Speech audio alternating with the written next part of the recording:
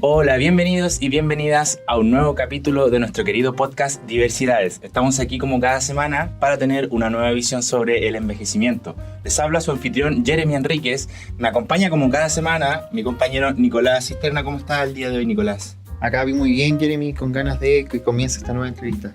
Sí, yo también. Tenemos un invitado muy especial el día de hoy. Para presentarlo, es una persona mayor de 67 años que se dedica hasta el día de hoy a la literatura, es profesor de profesión y además ha realizado diversos talleres aquí en nuestra Corporación de Cultura. Le damos una calurosa bienvenida a don Amante Eledín Parragués Lizana. Gracias, muchas gracias. ¿Cómo está el día de hoy, don Eledín? Bueno, bien, aquí estamos, ¿no? Viviendo con optimismo, porque como pasan tantas cosas complejas en nuestra sociedad, en nuestro país, en nuestros contextos sociales y políticos, que es difícil no preocuparse, ¿no? Pero hay que tener optimismo para poder salir adelante siempre, ¿no? Por supuesto que sí, don Eledín.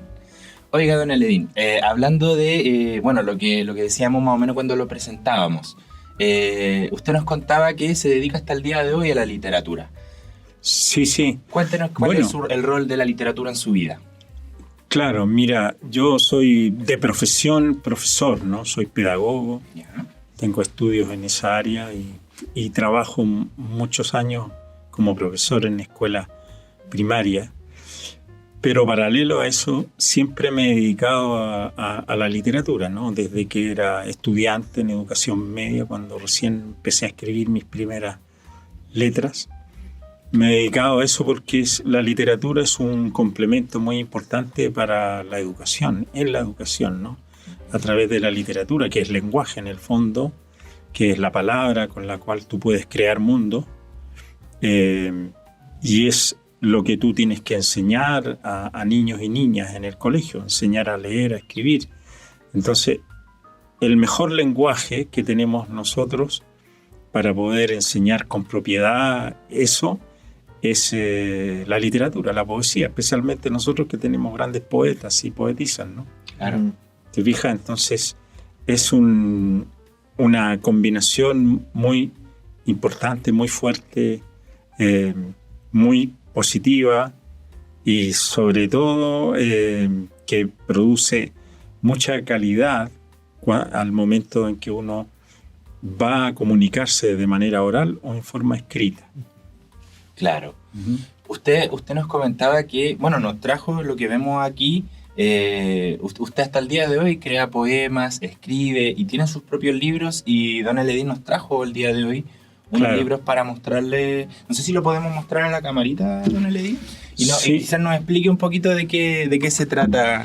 Bueno, hay un librito acá que es parte de mi trabajo más personal, ¿no? De creación personal,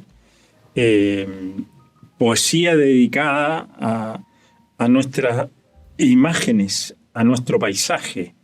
Se llama Peñalolén en territorio de los sueños. Estos poemas fueron escritos en los años 90 y tiene que ver con el paisaje humano y el paisaje geográfico de nuestra comuna, pero además es el paisaje que nosotros podemos encontrar a través de todo Chile. Porque, por ejemplo, hay un poema que está dedicado a la montaña, a la cordillera de los Andes, y eso es parte de nuestra referencia, ¿no? Claro. En nuestro paisaje. Mire. Y este otro libro de poemas tiene que ver con mi experiencia. Yo fui un candidato a la Convención Constitucional en la primera instancia, justo cuando estaba todo este tema y problema sanitario de la pandemia. Entonces, los poemas que hay acá tienen que ver con esa experiencia de haber sido un candidato independiente. Yo no soy un político tradicional, digamos. Soy un político en otro sentido porque busca una mejor vida para las personas. Entonces los poemas están dedicados un poco a esa experiencia y a la vivencia que tuvimos con el fenómeno de la pandemia. Se llama El estallido de la poesía. Entiendo. Le recordamos a la audiencia, quienes están escuchándonos por Spotify, que, bueno, vía YouTube también está este capítulo y en YouTube está como video podcast, así que pueden ver los libros que nos está presentando Donna Ledin ahora. Ujú. Y nos queda un librito, ¿no? ¿O es Un libro. Claro. Sí, mira, como profesor yo he trabajado en distintos colegios particular subvencionados, rurales. Estuve una época trabajando en el campo, en el sur, y también en la educación privada, ¿no?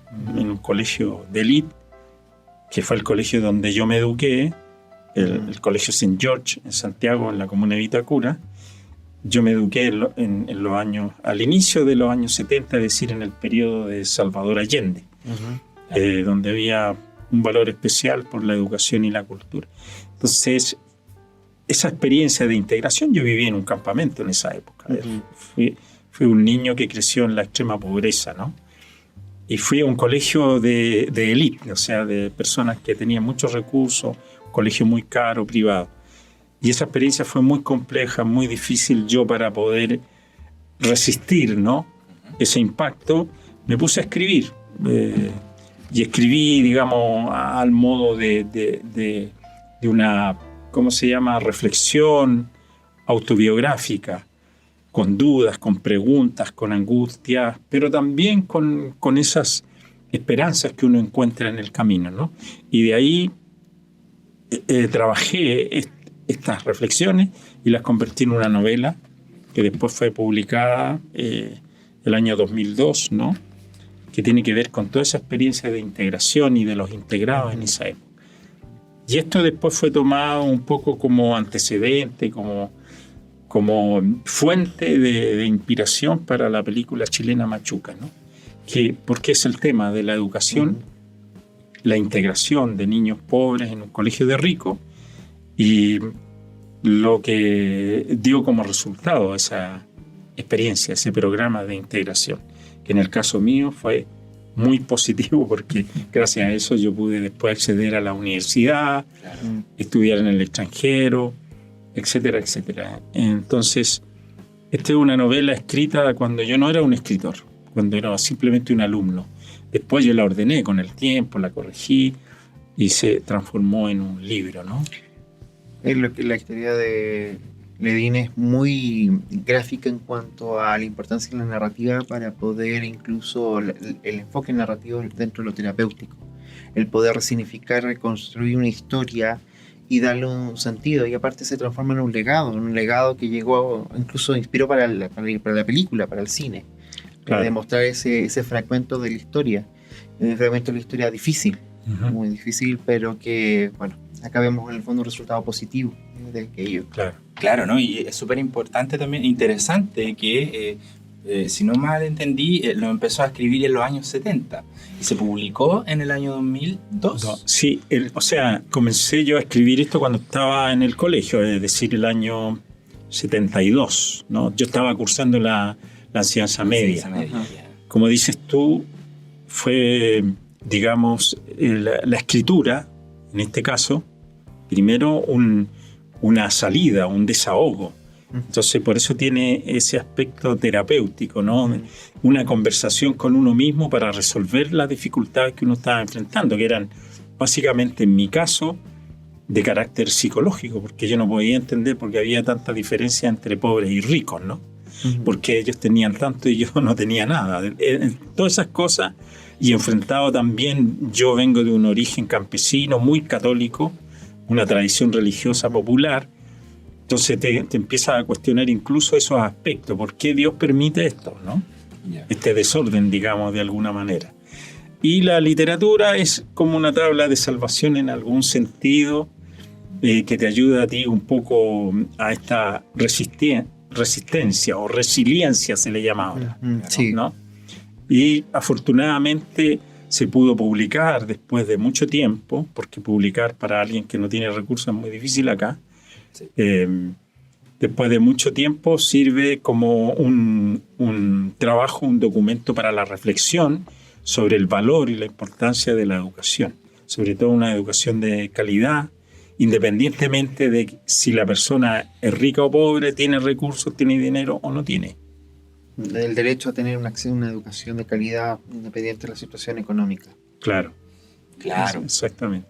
Oye, mire, lo que me parece muy interesante, don Aledín, es que usted hasta el día de hoy sigue escribiendo. Vimos que nos pudo mostrar una obra que fue publicada en el 90, o la hizo en el 90, y también una del estallido social, que fue hace 3 años. Entonces, claro, se ha mantenido esto durante el tiempo. Su cariño o todo lo que usted le dedica a la literatura, y es súper interesante también que usted desde el colegio empezó a hacer esto. ¿Cómo se dio después de que usted salió del colegio y decidió dedicarse a estudiar literatura? Sí, bueno, son cosas que vienen con uno al parecer, ¿no?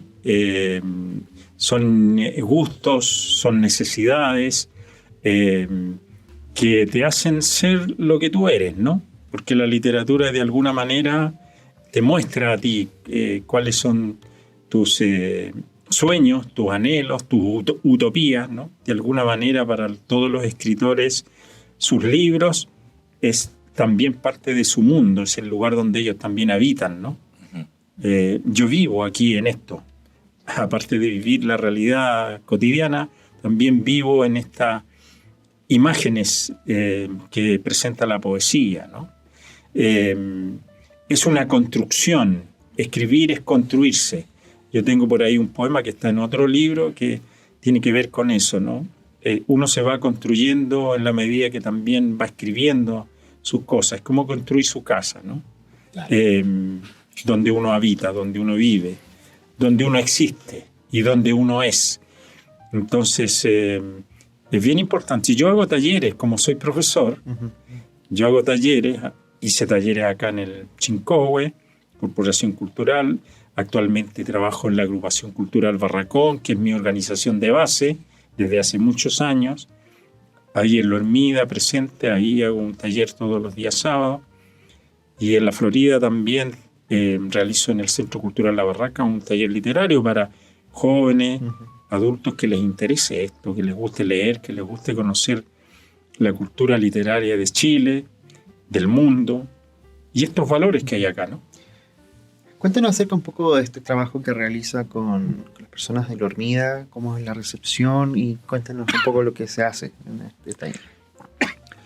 Bueno, en la agrupación cultural realizamos diversas actividades, talleres principalmente en el ámbito de la música, por ejemplo, taller de guitarra para enseñar a jóvenes, a niños a tocar instrumentos, taller de teatro en algunas ocasiones, taller de literatura, que es el fuerte, ¿no? Nosotros editamos una revista literaria. No traje ahora un ejemplar, pero cuando tenemos la posibilidad y conseguimos algún recurso, editamos una revista para publicar justamente a los escritores de Lo Hermida, de Peñalolén y de otros lugares, ¿no?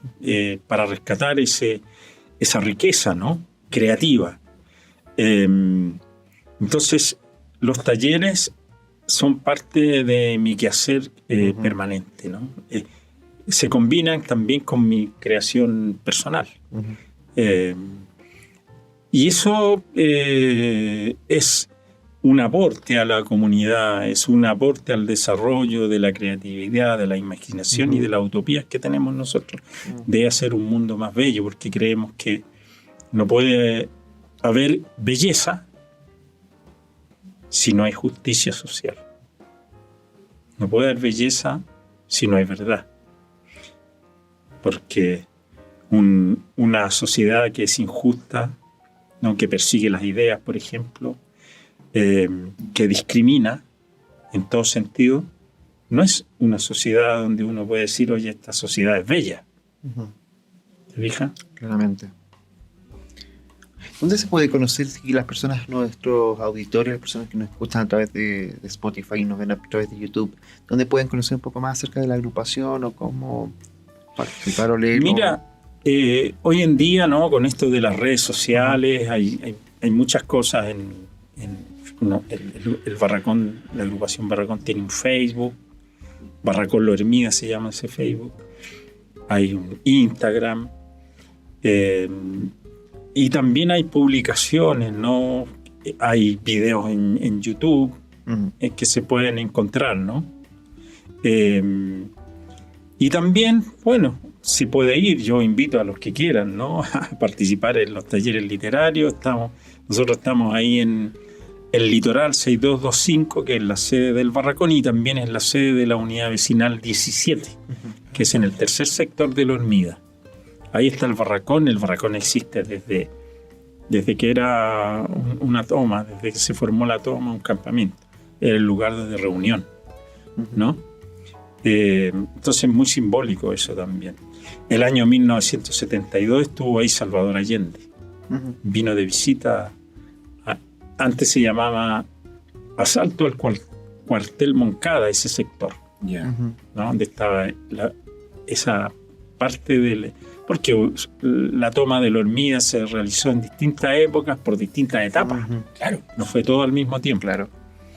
Pero en ese momento ahí tuvimos la visita de Salvador Allende, que fue una visita histórica porque hubo una complicación ahí con algunos dirigentes, murió una persona en ese sector en esa época, ¿no? Pero él vino y ahí estuvo, ¿no? Conversando con la gente. Bueno, en fin, mira, esto es tan vasto, ¿no? Uno puede contar tantas cosas, anécdotas, pero cosas importantes que se han ido haciendo, y ahora nuestro compromiso es siempre con Peñalolén, con La Hormiga, con la cultura, con las personas. Nuestro trabajo está dirigido a dar un espacio a las personas, un espacio de creación, un espacio de encuentro, de conversación, de aprendizaje. Creemos que el conocimiento es muy importante. Y desde la cultura popular se produce conocimiento. La dificultad es que como no hay recursos para que ese conocimiento quede registrado en libros, en documentos, en estudios. Hay, pero no es todo, ¿no? Y la cultura popular es un espacio de conocimiento y de creación. Claro. Sí, bueno, con toda la experiencia que nos ha contado don Eledín, y que nos queda un tema por tocar, y tiene que ver mucho con su vocación de docencia también, de lo que hace hasta el día de hoy, que es hacer talleres, enseñar a las personas que les gusta esto, que les interesa todo el tema de la literatura, de la lectura, de la escritura también. Usted nos contaba también que realizó talleres aquí en la Corporación Cultural. ¿Ya? ¿Qué nos puede contar de eso? Sí, bueno, siempre las experiencias de talleres son muy gratas, ¿no? Son muy gratas porque llegan diversas personas, ¿no? Hombres, mujeres, jóvenes, personas mayores, y es simplemente un espacio para reunirse, a conversar, a intercambiar experiencias, y cómo esas experiencias pueden ser volcadas en un texto, ya sea un poema, ya sea un microcuento, un cuento en narrativa, ¿no? Cómo uno puede escribir su historia, ¿no? Personal. Bueno, y en esa conversación, por supuesto que uno toca temas, ¿no? El tema de los escritores chilenos, las generaciones literarias, se leen poemas de Gabriela Mistral, de Neruda, de Efraín Barquero, de Nicanor Parra, etcétera, de poetas de otras latitudes, y se va aprendiendo en conjunto, se aprende colectivamente. Yo guío digamos, soy como el monitor, el guía del taller, pero no es una clase tradicional en que yo voy dictando cosas y la gente va apuntando, no, sino que más bien un aprendizaje a través del diálogo y la conversación. Entonces vamos creciendo juntos, ¿no? Y son muy gratas estas experiencias porque se crean amistades, se organizan otras cosas, se asiste a otras cosas como grupo, etc. Se va creando una cultura literaria, ¿no? Los talleres, de alguna manera, refuerzan lo que no alcanza o no hacen los colegios, porque en los colegios hay muy poca literatura, ¿no? Claro. ¿Sí? Entonces esa es la labor. Sí, pues sí. Bueno, a manera personal, yo igual no tuve tanta experiencia en literatura, digamos, en el colegio. Sí recuerdo muy vagamente, quizá en algún punto de mi enseñanza media y en algún punto de mi enseñanza básica, haber creado poemas por tareas, por por parte de la materia, Claro. pero nunca hubo como opciones de quizás electivo en algunos colegios en donde uno pudiera ir a reforzar esto de la literatura, en donde hubieran talleres así. Entonces, bueno, a manera personal a mí me gustaba escribir, pero no era mi pasión, pero sí tenía personas, o sea, conocía personas, amigos, que sí les interesaba mucho, que leían mucho, escribían mucho. Claro. Y claro, la verdad es que existen, como usted bien dice, existen estas agrupaciones, existen talleres, pero no sé si tienen la suficiente promoción para la gente que los quiera, que quiera ingresar a estos talleres. Es por eso que también es muy bueno este método de masificación de la información, de que las personas de Peñalolén y sobre todo, bueno, de Lo Hermida, pero en general en Peñalolén, y que les interese la literatura, puedan tomar esto como opción, también se pueden acercar, ya nos dijo el Litoral. 6225. Que está ahí en el corazón de Lo Hermida también. Así que, bueno, don Aledín, me gustaría preguntarle, después de todo lo que nos ha dicho, de todas maneras, si se puede referir a nuestra audiencia y si quisiera mandar algún saludo, algún mensaje o alguna reflexión. Esa cámara es toda suya. Ya, sí. Bueno, lo que me gustaría a mí destacar es una cosa importante, que es el valor de la creación, el valor de la educación, el valor del aprender, el valor del estudio y del conocimiento, ¿no? Yo fui un niño que creció, digamos, en un ambiente vulnerable, pero gracias a la educación, que es tan importante para una comunidad, para un país, me pude desarrollar primero como persona, porque me convertí en un profesional, y después, a través de eso, tener un impacto en la comunidad, porque yo soy parte de una comunidad y me dedico a transmitir lo que yo aprendí, a devolver eso a otras personas de mi comunidad. Entonces eso es fundamental, yo creo, en una sociedad que aspira a ser mejor, a tener un desarrollo cultural, económico, etcétera, porque cada persona contribuye de alguna manera con un granito de arena, ¿no? Entonces es muy importante la lectura, por ejemplo. Por eso los talleres literarios cumplen esa función, ¿no? De transmitir el valor de la lectura y de la escritura y de la creación, de la imaginación, crear mundos nuevos a través de esta actividad, ¿no? Claro. Bueno, muchas gracias, don Aledín. Bueno, antes del cierre, Nicolás, ¿algunas palabras? No, comparto la invitación a la creatividad, al desarrollo de nuestra mente para justamente desarrollar un buen envejecer. Así que es una invitación que le hacemos a toda la audiencia y sobre todo a las personas que piensen en su proceso de envejecimiento, a desarrollar y a seguir y a las personas mayores también, a seguir creando y creyendo en sus capacidades.